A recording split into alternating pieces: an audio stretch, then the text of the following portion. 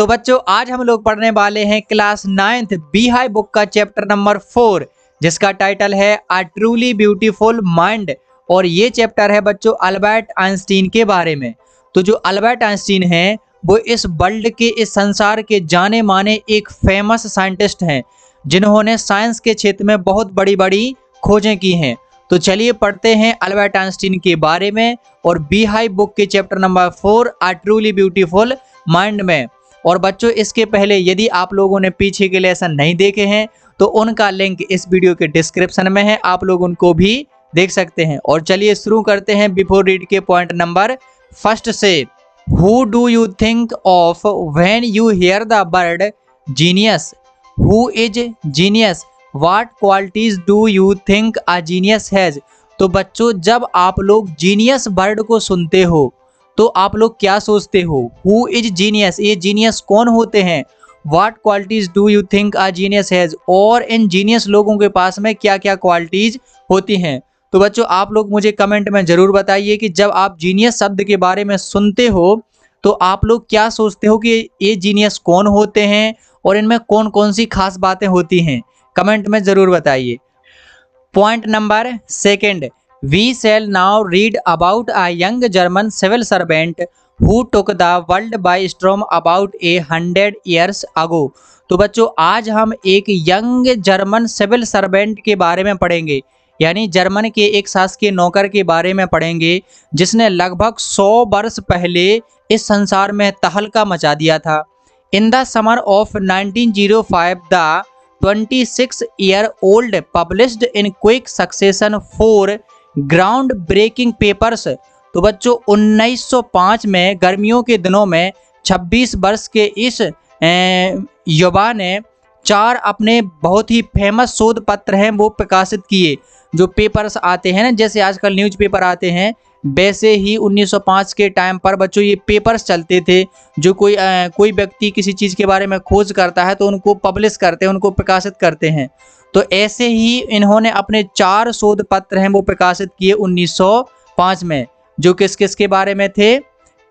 Light, the motion of particles, the electrodynamics of moving bodies and energy.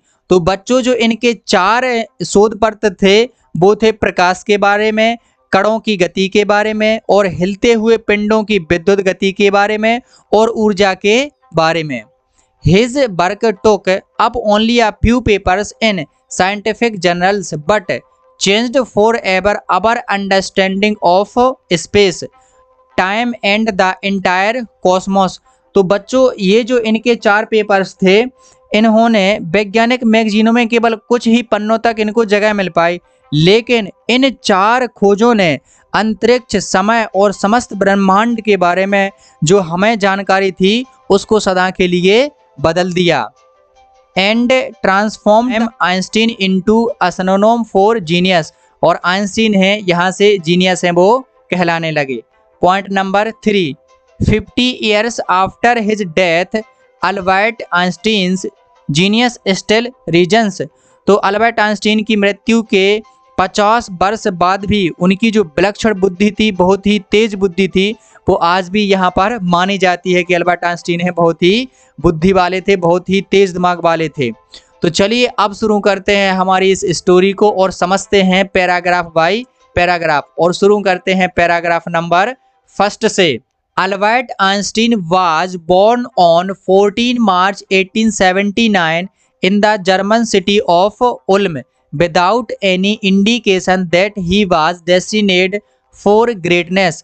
तो Albert Einstein का जन्म 14 March 1879 को German देश के उल्म शहर में हुआ था। और जब उनका जन्म हुआ था तो उनमें कोई ऐसा संकेत नहीं था कि ये जो हैं वो महान होंगे, उनमें कोई ग्रेटनेस का कोई संकेत नहीं था। On the contrary his mother thought Albert was ferric. लेकिन जब अल्बर्ट आइंस्टीन पैदा हुए तो उनकी माँ सोचती थी कि जो अल्बर्ट आइंस्टीन हैं वो दूसरे बच्चों से बहुत ही अलग हैं। To her his head seemed much too large. और उनकी माँ को लगता था कि इनका जो सर है ना वो दूसरे बच्चों की तुलना में ज़्यादा बड़ा है। Paragraph second, At the age of 2.5 Einstein still wasn't talking. तो जब आइंस्टीन है 2.5 यानी कि 2 साल और आधे साल, यानी कि आइंस्टीन जब 2.5 साल के हो गए तब भी आइंस्टीन ने बोलना नहीं सीखा था। When he finally did learn to speak, he uttered everything twice। और अंत में जब आइंस्टीन ने बोलना सीखा 2.5 साल के बाद, तो वे हर चीज को 2 बार बोलते थे। ठीक है, जैसे मान लो उनको कोई चीज चाहिए होगी, जैसे उनको अपनी मम्मी से कोई खिलौना चाहिए होगा, तो वो उसको 2 बार मांगते थे, जैसे मम्मी मुझे खिलौना चाहिए, मम्मी मुझे खिलौना चाहिए, यानी कि वो हर एक चीज को 2 बार बोलते थे। Einstein did not know what to do with other children and his playmates called him brother boring, so the youngster played by himself much of the time। तो अब अल्बर्ट आइंस्टीन थे, उनने मुश्किल से तो बोलना सीखा। अब जो अल्बर्ट आइंस्टीन थे वो ये भी नहीं जानते थे कि मुझे दूसरों बच्चों के साथ मुझे कैसा खेलना चाहिए, उनके साथ में मुझे क्या करना चाहिए। तो जो उनके प्लेमेट्स थे, उनके साथी थे जो उनके साथ में खेलते थे, वो आइंस्टीन को ब्रदर बोरिंग कहते थे। ब्रदर बोरिंग का मतलब होता है नीरस भैया, यानी कि ऐसा व्यक्ति या ऐसा लड़का जो दूसरों को उदास कर दे, यानी कि उसका किसी के साथ मन ना लगे खेलने में, उसको बोलते हैं ब्रदर बोरिंग, जो दूसरे बच्चों को बोर कर दे। तो आइंस्टीन के जो प्लेमेट्स थे खेलने वाले, उनके साथी, वो आइंस्टीन को ब्रदर बोरिंग कहते थे। इसलिए आइंस्टीन थे वो हमेशा ज़्यादातर अकेले में ही खेला करते थे। He specially loved mechanical toys, लेकिन आइंस्टीन को मैकेनिकल टॉयज यानी कि यंत्रीय खिलौने बहुत ही पसंद थे। Looking at his newborn sister, और ऐसा कहा जाता है कि Maja he is said to have said. तो ऐसा कहा जाता है कि जब आइंस्टीन की एक नई सिस्टर हुई, यानी कि आइंस्टीन की सिस्टर ने जब जन्म लिया, तो उन्होंने कहा fine but where are her wheels. तो उन्होंने कहा कि जो मेरी सिस्टर है वो बहुत ही बढ़िया हैं, ठीक हैं, बढ़िया हैं, but where are her wheels, लेकिन इसके वो पहिए हैं कहाँ हैं। तो सोचिए आप लोग के आइंस्टीन हैं जब छोटे थे तो वो इस तरह की हरकत करते थे। उनकी बहन ने जन्म लिया और वो पता है क्या कर रहे हैं, ठीक है, लेकिन इसके पहिए कहाँ हैं। अब आप लोग सोचिए वो अपनी बहन के हैं पहिए ढूंढ रहे हैं। तो आइंस्टीन बचपन में ऐसे थे। तो यहाँ पर ऑटो नेगबोयर ने भी आइंस्टीन के बारे में एक मज़ेदार बात कही है, बड़ी ही हंसी वाली बात है। तो चलिए पढ़ते हैं कि ऑटो नेगबोयर ने आइंस्टीन के बारे में कौन सी मज़ेदार और हंसी वाली बात कही है। Otto Neugebauer, the historian of ancient mathematics, told a story about the boy Einstein that he characterizes as a legend। तो आइंस्टीन के बारे में एक जो गणित के पुराने इतिहासकार हैं जिनका नाम है ऑटो नेगबोयर, इनने आइंस्टीन के बारे में एक कहावत कही है जो सही सी लगती है, कहावत है लेकिन फिर भी ये थोड़ी सी ऑथेंटिक लगती है, थोड़ी सी सही लगती है। As he was a late talker his parents were worried. जैसा कि आप जानते हैं कि आइंस्टीन ने बहुत देर से बोले थे, तो उनके मम्मी पापा हैं वो बड़े ही चिंतित रहते थे। At last at the supper table one night he broke his silence to say the soup is too hot. तो एक दिन जब आइंस्टीन हैं वो सफ़र कर रहे थे, यानी कि शाम का भोजन है वो कर रहे थे, तो आइंस्टीन ने ये कहने के लिए अपनी चुप्पी तोड़ी कि the soup is too hot, कि जो सूप है वो बहुत ही गर्म है। तो आइंस्टीन ने पहले वर्ड क्या बोले थे ऑटो नेगबोयर के अनुसार, the soup is too hot. Greatly relieved his parents asked why he had never said a word before. तो आइंस्टीन के पेरेंट्स ने कहा कि चलो ये कुछ बोला तो, लेकिन ये बताओ कि इसने इसके पहले एक भी वर्ड है वो क्यों नहीं कहा। अल्बर्ट रेप्लाइड, तो अल्बर्ट ने रेप्लाई किया because of to now everything was in order, क्योंकि पहले से लेकर और अभी तक सब कुछ एक ऑर्डर में चल रहा था, इसलिए मैंने कुछ नहीं कहा। तो सोचिए कि आइंस्टीन ने पहली बार, कोई तो अपनी मम्मी मम्मी कहता है, पापा पापा कहता है, लेकिन आइंस्टीन ने पहले वर्ड ऑटो नेगबोयर के अनुसार क्या बोले थे, the soup is too hot, soup है बहुत ही गर्म है। चलिए पढ़ते हैं आगे, मजेदार थी ना ये बात। तो चलिए शुरू करते हैं आप पैराग्राफ नंबर 3 से। A headmaster once told his father that what Einstein chose as profession wouldn't matter because he will never make a success at anything। तो एक बार आइंस्टीन के हेडमास्टर ने आइंस्टीन के फादर से कहा कि आइंस्टीन है अपने प्रोफेशन के लिए कुछ भी चुन ले, यानी कि अपने जीवन में कुछ भी करे, इससे कोई फर्क नहीं पड़ता, क्योंकि आइंस्टीन है अपने जीवन में किसी फील्ड में कभी भी सक्सेस हासिल नहीं कर सकता। यानी कि हेडमास्टर ने ऐसा कहा था कि तुम्हारा जो लड़का आइंस्टीन है ना, वो अपने जीवन में कभी भी सफल नहीं हो सकता। Einstein began learning to play the violin at the age of 6। तो आइंस्टीन ने 6 वर्ष की उम्र में वायलिन बजाना सीखा। क्या सीखा बच्चों? वायलिन बजाना सीखा। Because his mother wanted him to, he later became a gifted amateur violinist maintaining this skill throughout his life.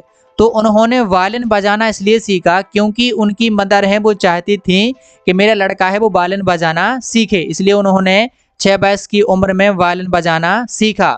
और बाद में जो आइंस्टीन थे वो एक वायलिन बजाने वाले बन गए और उन्होंने अपने जीवन भर इस स्किल को यानी वायलिन बजाना को जारी रखा। Paragraph 4, but Albert Einstein was not a bad pupil. लेकिन जो अल्बर्ट आइंस्टीन थे वो इतने भी बुरे बच्चे नहीं थे। He went to high school in Munich. तो बच्चों इसको देखिए, इसको पढ़ेंगे म्यूनिख। तो अल्बर्ट आइंस्टीन हैं वो हाई स्कूल के लिए म्यूनिख आ गए। Where Einstein's family had moved when he was 15 months old.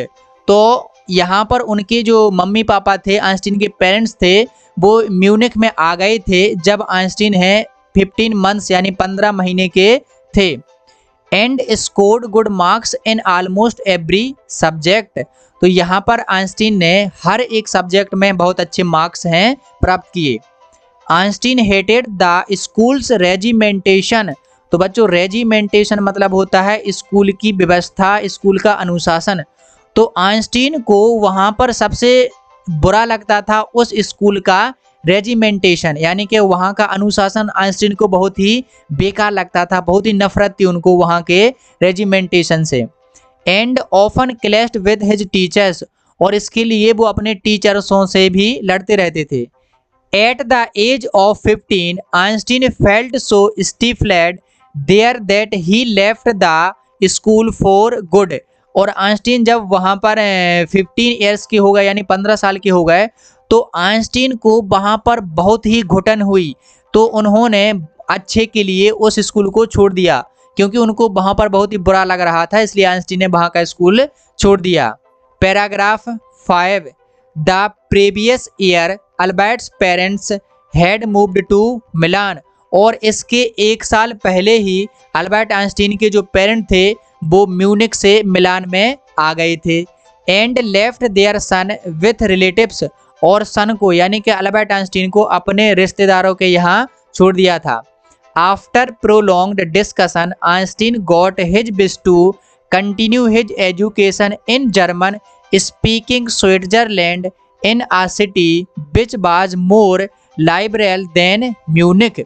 तो अल्बर्ट आइंस्टीन ने अपने रिश्तेदारों से बहुत ही बहस की और उन्होंने अपनी इच्छा मनवा ली, और अल्बर्ट आइंस्टीन है वो जर्मन भाषा वाले स्विट्जरलैंड में एक ऐसे नगर में पढ़ाई करेंगे जो कि म्यूनिख की तुलना में बहुत ही अच्छा हो, क्योंकि उन्हें म्यूनिख की स्कूल का जो अनुशासन था बहुत ही बुरा लगता था, इसलिए उन्होंने अपने रिश्तेदारों से बात मनवा ली कि मैं यहाँ पर नहीं पढ़ूंगा। Paragraph 6, Einstein was highly gifted in mathematics and interested in physics. तो बच्चों अल्बर्ट आइंस्टीन को सबसे बढ़िया लगती थी मैथमेटिक्स यानी कि गणित, एंड इंटरेस्टेड इन फिजिक्स, और उनको फिजिक्स भी बहुत ही बढ़िया लगती थी, यानी कि भौतिक शास्त्र और गणित उनको दोनों बहुत ही पसंद थे, उनमें उनका सबसे ज़्यादा मन लगता था पढ़ने में। And after finishing school he decided to study at a university in Zurich.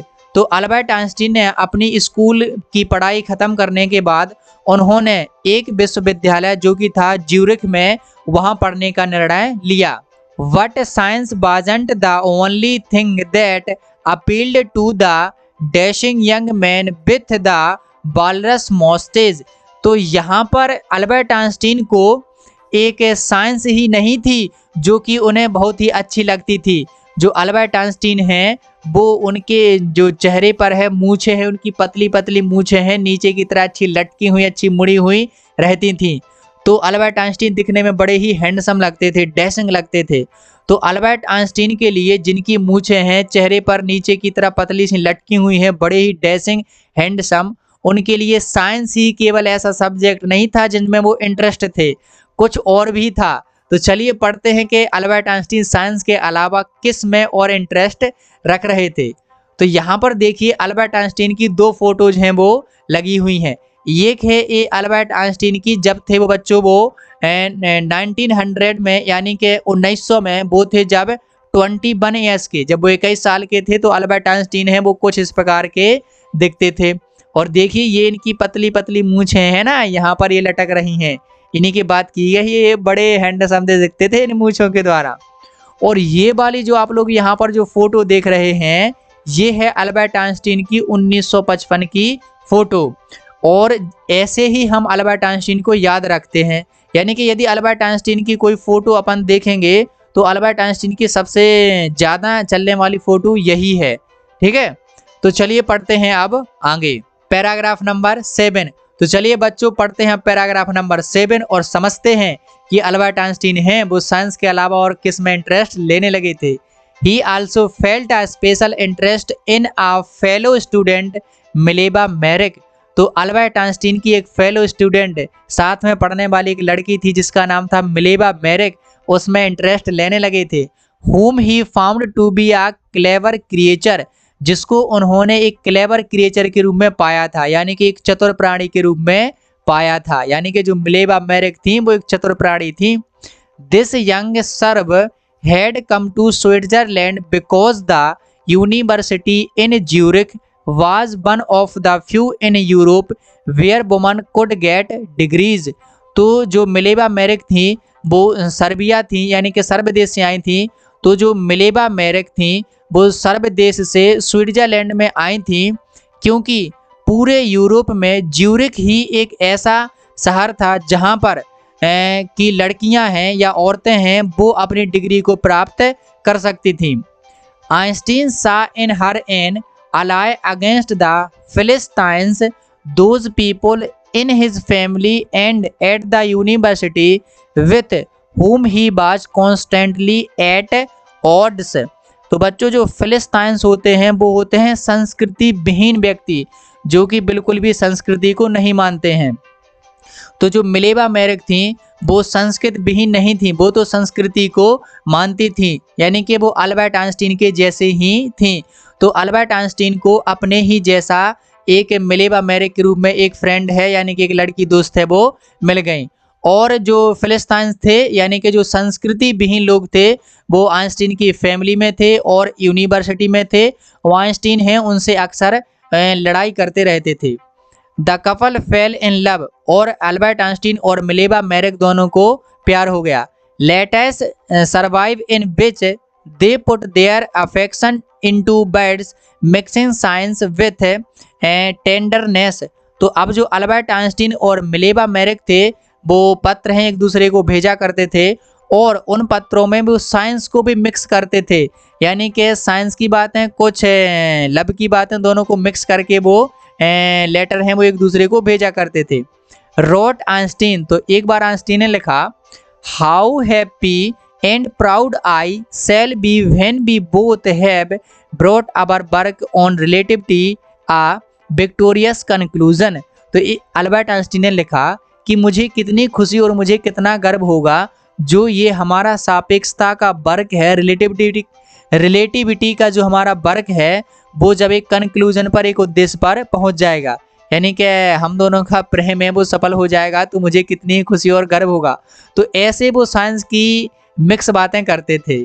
ठीक है, पैराग्राफ 8।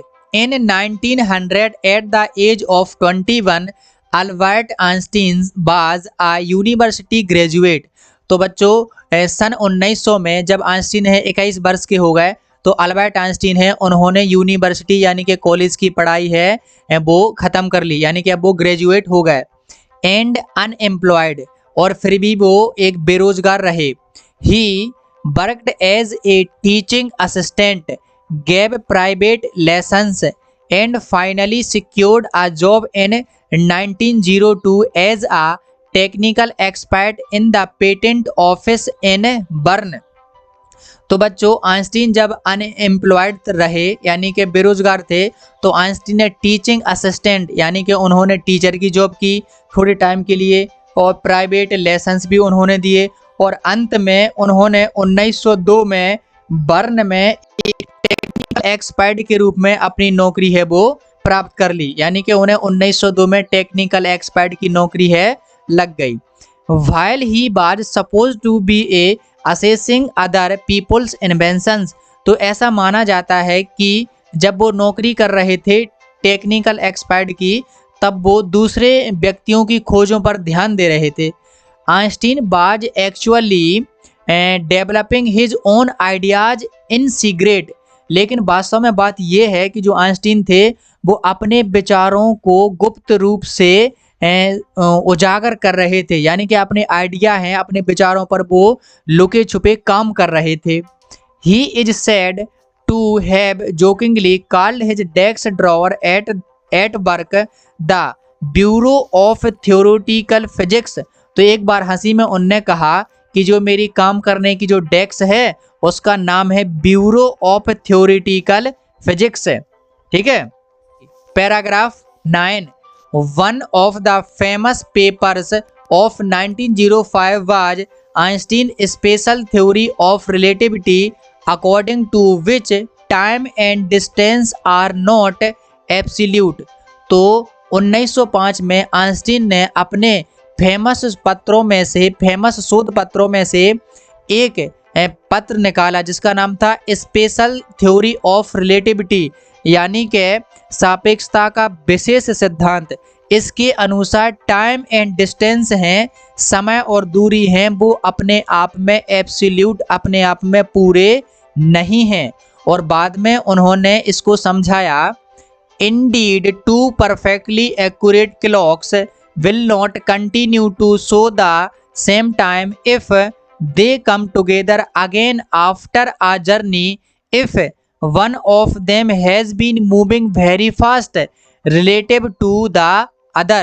तो आइंस्टीन ने यहाँ पर समय और दूरी के सापेक्षता को समझाते हुए कहा कि यदि दो सही समय दिखाने वाली घड़ियाँ यदि एक चक्कर लगाने के बाद एक साथ वापस लौटें, और यदि उनमें से एक घड़ी तेज चल रही हो और एक घड़ी थोड़ी सी कम स्पीड में चल रही हो, तो दोनों हैं वो एक सा समय नहीं दिखाएंगी।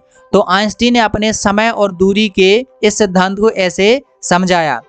From this followed the world's most famous formula which describe the relationship between mass and energy, E बराबर m/c का स्क्वायर। इसके बाद आइंस्टीन ने अपना एक द्रव्यमान और ऊर्जा के मध्य में संबंध बताने वाला एक संसार का सबसे प्रसिद्ध फॉर्मूला को ज्ञात किया, जो था E बराबर m/c का स्क्वायर। क्या था बच्चों? E बराबर m/c का स्क्वायर। इस फॉर्मूले को उन्होंने बताया, और इस फॉर्मूले में देखिए क्या क्या है। इन द मैथमेटिकल इक्वेशन, इस गणितीय सूत्र में क्या है? E stand for energy. तो बच्चों E का मतलब है energy, M for mass, M का मतलब है बच्चों मास यानी द्रव्यमान, and C for the speed of light in vacuum, और C का मतलब है बच्चों प्रकाश की चाल, वो भी कहाँ पर? वैक्यूम में, निर्वात में प्रकाश की चाल अबाउट 3 लाख किलोमीटर पर सेकेंड। तो यहाँ पर अब आइंस्टीन ने एक और बड़ी ही जोकिंग वाली बात कही है, बड़ी ही हंसी मजाक वाली बात कही है, तो चलिए इसको भी पढ़ते हैं। When you sit with a nice girl for 2 hours, it seems like 2 minutes। तो जब कभी आप लोग एक अच्छी सी सुंदर सी लड़की के साथ में बैठते हो 2 घंटे के लिए, तो आपको लगता है कि अभी अभी तो बिल्कुल के 2 मिनट्स हुए हैं। And when you sit on a hot stove for 2 minutes, it seems like 2 hours। लेकिन जब आप एक गर्म जलते हुए स्टोव पर बैठते हो, यानी कि कोई जलती हुई चीज पर बैठते हो, तो 2 मिनट हैं वो आपको 2 घंटों के जैसे लगते हैं। That's relativity Albert Einstein. तो अल्बर्ट आइंस्टीन ने यही सापेक्षता को बताया है कि यही सापेक्षता है। ठीक है, तो देखिए कितनी हंसी वाली आइंस्टीन ने बात है वो करते हैं, लेकिन उनकी इन हंसी और मजाक सी बातों में बहुत ही गहरा ज्ञान छुपा हुआ है थ्योरी ऑफ रिलेटिविटी का, जो कि आप लोग फिजिक्स में पढ़ोगे आगे की क्लासों में। Paragraph 10, while Einstein was solving the most difficult problems in physics his private life was unravelling. तो जब अल्बर्ट आइंस्टीन है फिजिक्स की सबसे बड़ी समस्या को सॉल्व करने में लगे हुए थे, तभी उनके निजी जीवन में कुछ समस्याएं आ रही थी। उनका निजी जीवन थोड़ा सा विफल हो रहा था, क्योंकि Albert had wanted to marry Mileva right after finishing his studies. क्योंकि जो अल्बर्ट आइंस्टीन थे वो मिलेवा से अपनी पढ़ाई खत्म होने के बाद तुरंत शादी करना चाहते थे। But his mother was against it. लेकिन अल्बर्ट आइंस्टीन की जो मदर थी वो शादी करने के खिलाफ थी। वो कह रही थी कि तुम मिलेवा से शादी नहीं कर सकते। She thought Mileva who was 3 years older than her son. क्योंकि जो मिलेवा थी और उनकी माँ सोच रही थी कि जो मिलेवा है वो आइंस्टीन से 3 साल बड़ी हैं। बाज टू ओल्ड फॉर हिम, और ये बहुत ही बड़ी लगेगी आइंस्टीन के लिए। सी बाज आल्सो बोदरेड बाय मिलेवाज इंटेलिजेंस। और जो आइंस्टीन की मदर थी वो आइंस्टीन की इंटेलिजेंस यानी कि बुद्धि से भी बड़ी परेशान थी, क्योंकि मिलेवा भी आइंस्टीन के जैसी बहुत ही पढ़ाकू थी। She is a book like you. तो आइंस्टीन की मदर कहती हैं कि वो तुम्हारे जैसी ही किताब है। हिज मदर सेड, उनकी माँ ने ऐसा कहा। Einstein put the wedding off. तो आइंस्टीन ने शादी को अभी रोक दिया। Paragraph 11, the pair finally married in January 1903 and had 2 sons. और अंत में मिलेवा और आइंस्टीन बिल्कुल भी अपनी मदर की बात नहीं माने और उन्होंने जनवरी 1903 में दोनों ने विवाह कर लिया, और विवाह के बाद उनके 2 पुत्र हैं वो भी हो गए। But a few years later the marriage faltered. लेकिन शादी के कुछ साल बाद उनकी जो मैरिज लाइफ है वो डगमगाने लगी, यानी कि अब उनमें झगड़ा होने लगा। Mileva meanwhile was losing her intellectual ambition and becoming an unhappy housewife. तो अब जो मिलेवा थी उनको इंटेलेक्चुअल एम्बिशन नहीं मिल रहा था, यानी कि जो उनकी खुद की स्वतंत्रता थी अब वो उनको नहीं मिल रही थी, और वो एक अनहैप्पी हाउसवाइफ बन गई थी, यानी कि अब उनको बहुत ही यहाँ पर रहना दुख जैसा लग रहा था। After years of constant fighting the couple finally divorced in 1919। Einstein married his cousin Elsa the same year. तो अंत में कुछ सालों बाद ये लड़ते रहे एक दूसरे से, और अंत में 1919 में एक दूसरे से ने डाइवोर्स ले लिया, यानी कि एक दूसरे से अलग हो गए। और आइंस्टीन ने उसी साल अपनी कजन एल्सा से उसी साल आइंस्टीन ने शादी कर ली।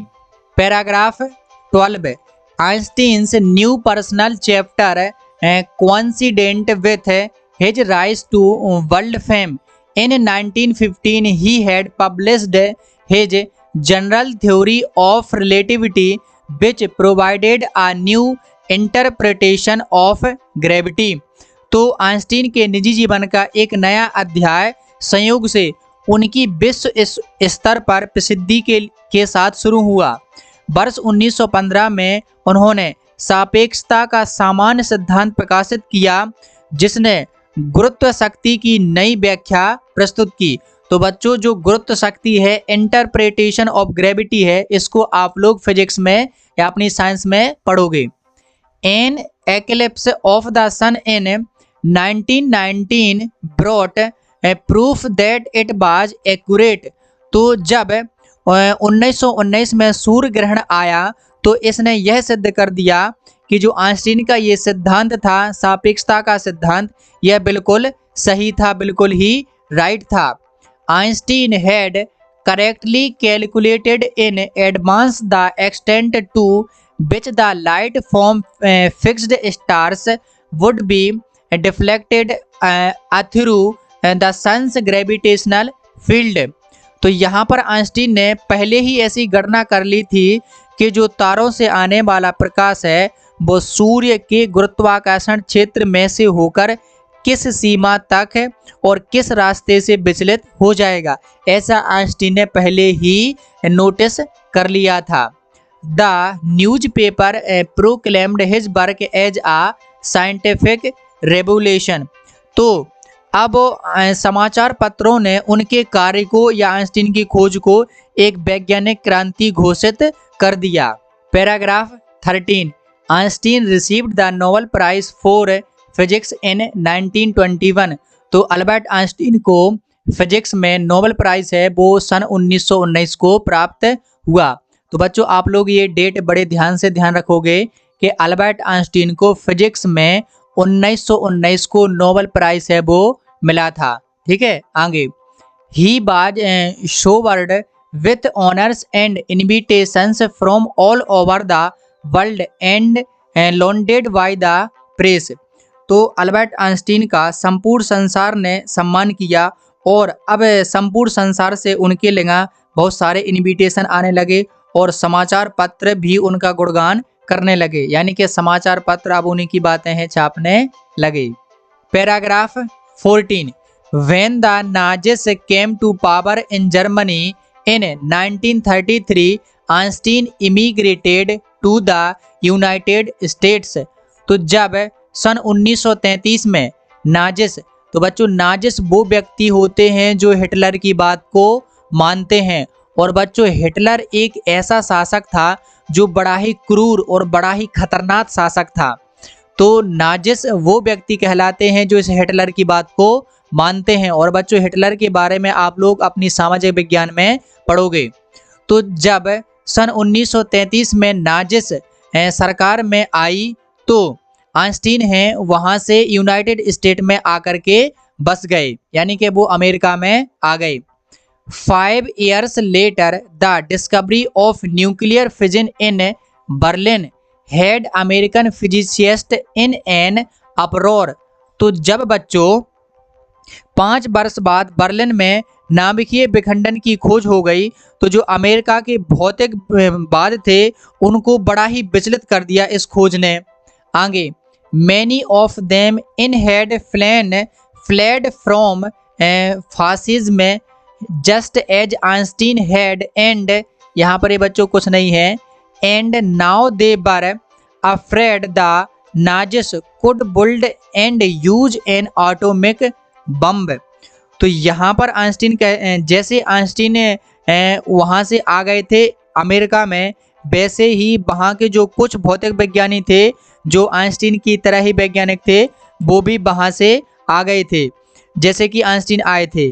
अब वे लोग इस बात से बहुत ही डर रहे थे कि अब जो नाजिस लोग हैं यानी कि जो हिटलर की बात मानने वाले हैं वो परमाणु बम बना सकते हैं और उसका उपयोग भी कर सकते हैं। Paragraph 15, at the urging of a colleague Einstein wrote a letter to the American president Franklin D Roosevelt. तो बच्चों कलीज मतलब होता है सहकर्मी, यानी कि जो हमारे साथ में काम करते हैं उसको बोलते हैं कलीज।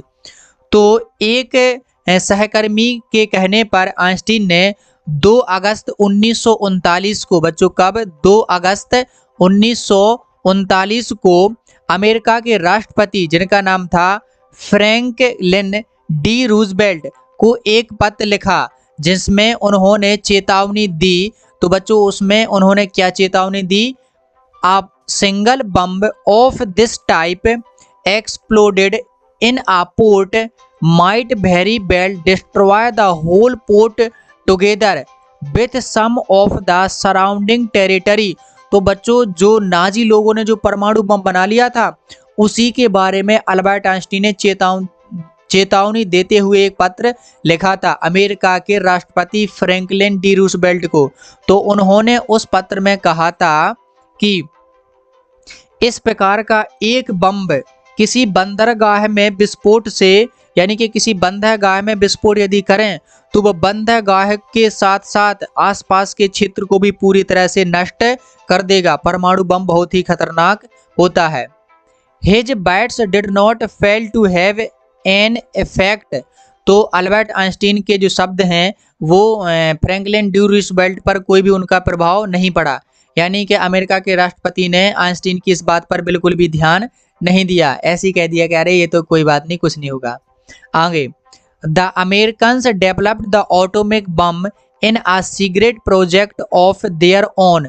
तो अमेरिका के लोगों ने परमाणु बम को चुपके से बना लिया और किसी को भी पता नहीं चला।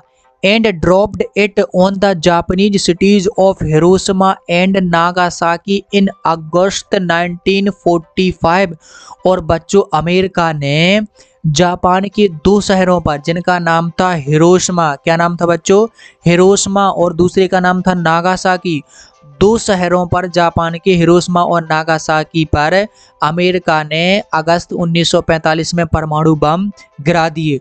और जब बच्चों परमाणु बम गिरे ना, तो पूरे के पूरे दोनों शहर हैं वो ध्वस्त हो गए थे, बिल्कुल नाश हो गया था।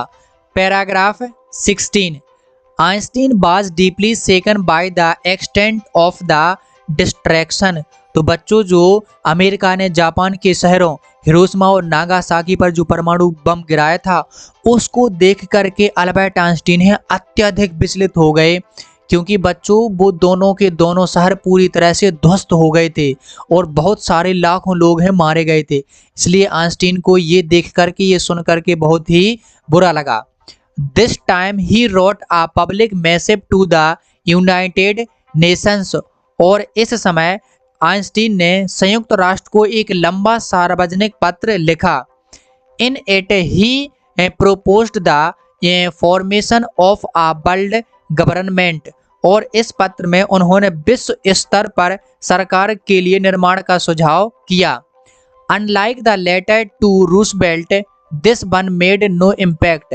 लेकिन इस पत्र का भी वहां के राष्ट्रपति फ्रैंकलिन डी रूजवेल्ट पर कोई प्रभाव नहीं पड़ा।